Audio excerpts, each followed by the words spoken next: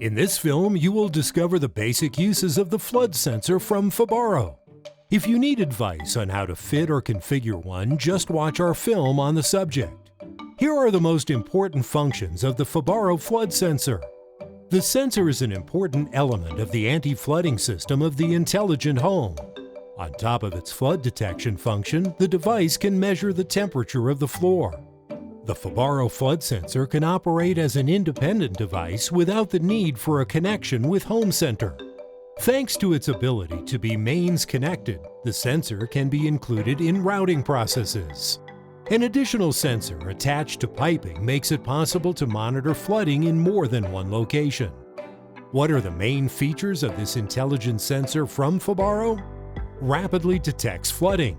Additional floor temperature measurement function increases its uses. System can be expanded to detect flooding in more than one location. The sensor floats, remaining operational even after flooding. The battery supplied provides operation for up to 2 years. So, now you know more about the FIBARO flood sensor. Now watch other films and find out how each piece of FIBARO equipment introduces the latest technologies into your clients' homes.